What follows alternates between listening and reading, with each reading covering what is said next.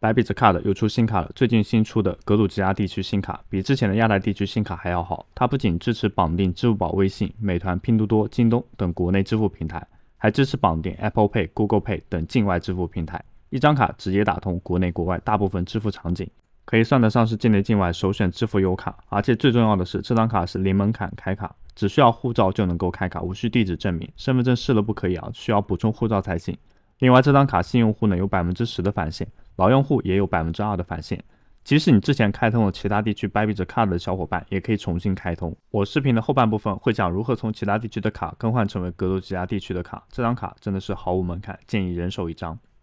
首先给大家介绍一下 Bybit Card， 在右上角的地区选择格鲁吉亚地区，它使用的卡片基础货币是 USD， 也就是美元。我们选择之后呢，可以看到它跟之前的澳区或者是亚太地区奖励呢是类似的，新用户都可以享受到 10% 的返现。我们点击查看详情，可以了解一下。第一次申请 Bybit Card 的用户可以享受到120 USDT 的奖励，其中首次充值可以享受到10 USDT 的奖励，前3天的消费可以享受到 10% 的返现，最高返110美金。当然了，如果你是老用户，也可以享受到 2% 的返现。大家需要注意一下，一定是先开卡再充值，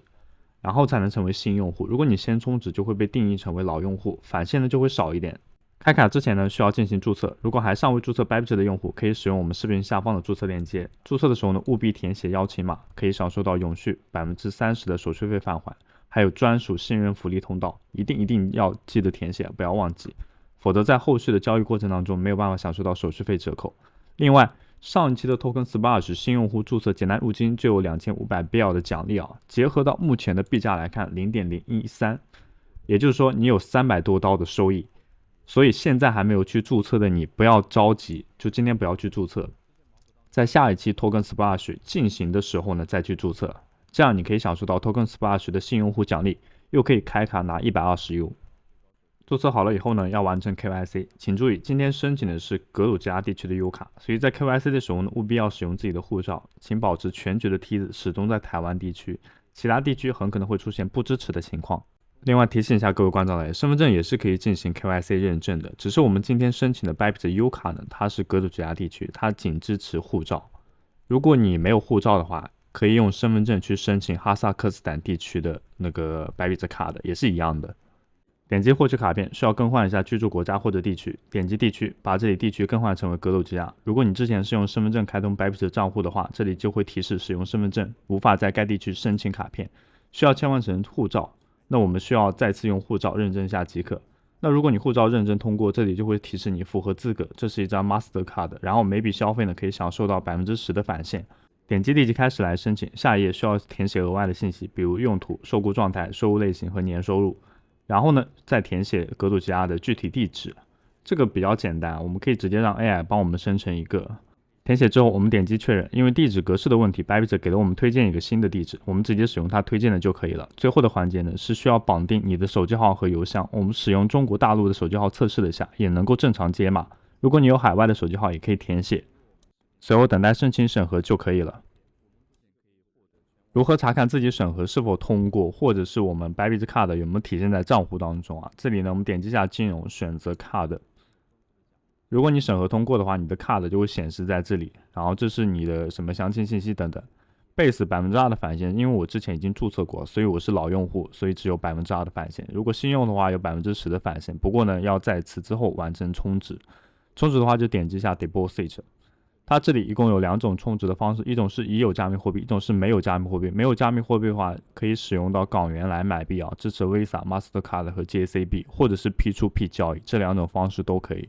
但是大家入圈这么久了，应该手上都有一些加密货币，所以我们直接选择第一种方式。第一种方式的话，确认一下充值的币种，也就是 USDT。然后这里的链的话，综合考虑啊 ，BSC 链是最划算的，因为手续费扣的也比较低，起充点的话是 0.05 起充就可以。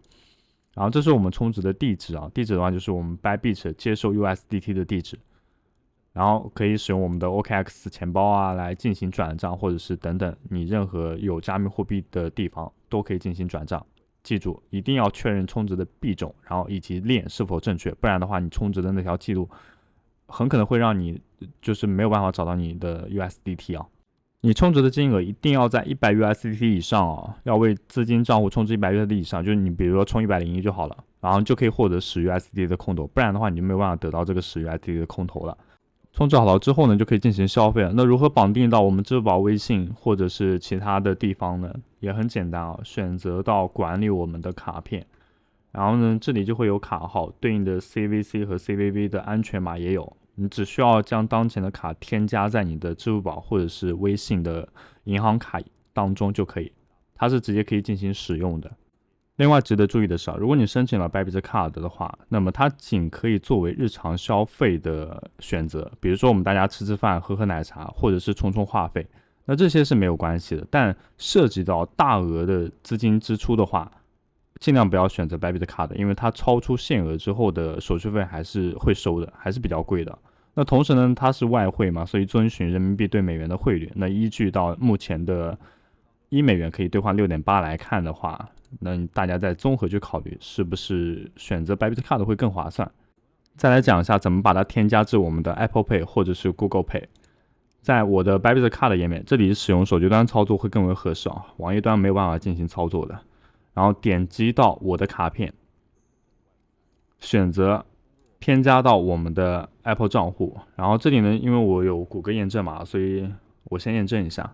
选择把当前的卡片添加至 Apple Pay， 这样你作为日后的消费，比如说乘公交或者是坐地铁，以及是充话费等等，都可以使用 Apple Pay 来进行支付，包括游戏的充值啊，比如说今天可能看到一个很好看的皮肤，